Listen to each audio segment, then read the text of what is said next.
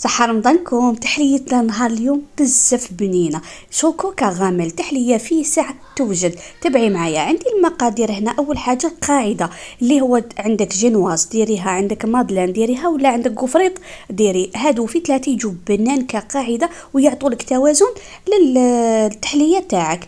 نروح نوجدوا الكريمه اللي بزاف بنينه، واصلا هاد الديسر كومبلي يشبع لهذاك الياغورت الكو تاع بنينه تاع صومام، حاجه بزاف بنينه. عندي هنا 2 كيسان تاع حليب، 2 مغارف تاع سكر، مغرفه ونص فقط تاع مايزينا، ونزيد معاها مغرفه ونص تاع كاكاو، ونخلط بارد في بارد ونحطها على النار تعقد لي.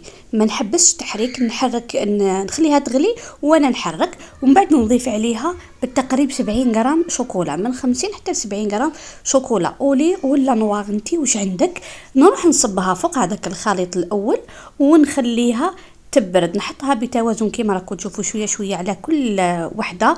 ويجي هاد الخليط سورتو كي زدنا له الشوكولا يجي بزاف بنين، لانه عززنا نكهه الشوكولا. حاجه جربيها وخلي لي رايك في التعليقات.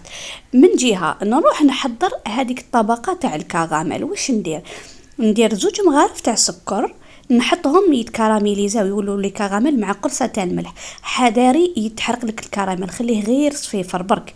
ونضيف عليه الكاس الاول تاع الحليب، نحطه فوق النار حتى هذاك الكراميل يعاود يذوب لي كامل. ومن جهه هنايا ندير 2 مغارف معمرين مليح تاع المايزينا على الكاس الثاني تاع الحليب، ودرت شويه لاغوم تاع الكراميل. بعد ما تذوب لي هذيك الكراميل كيما راكم تشوفوا مع الكاس الاول تاع الحليب، نكون نقصت النار غير بالعقل باش ما يتبخرليش بزاف الحليب.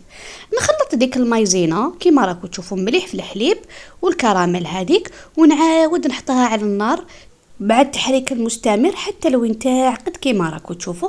نضيف عليها نفس الشيء 71 غرام تاع شوكولا بيضاء. نبدا نخلطها مليح حتى تذوب لي هذيك الشوكولا كامل، ونفرغها بنفس الطريقه كيما فرغنا الثاني، ونخلوها تبرد تماما باش نروحوا نديروا التزيين. هنايا كيما راكم تشوفوا، هنايا درت نص كاس تاع حليب، نص كاس تاع لاشونتي، غرفه كبيره تاع كاكاو باش يجيني الذوق تاع شوكولا في هاد لاشونتيي كتزيين فقط. ويمكن هاد التزيين تستغني عليه، بصح حبينا نديروا حاجه شابه نحطوها للعائله.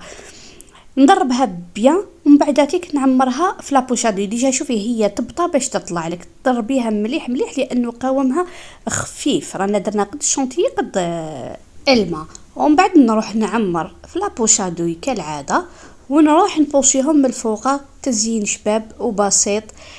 تقدميها العائله تاعك. ان شاء الله تكون عجبتكم تحليتنا نهار اليوم، وجربوها واكيد راح تستمتعوا بالاذواق اللي فيها. ونسيتي باش ديري لي جيم وكومونتير في هذا الفيديو. اتمنى انك كنتي جديده معنا ديرينا اشتراك وتفعلي الجرس حتى يوصلوك وصفات جدد. هذه تحليتنا نهار اليوم. صحه فطوركم وصحه سحوركم اذا شفتوها بعد الفطور. جربيها وخلي لي رايك في التعليقات. رمضان كريم.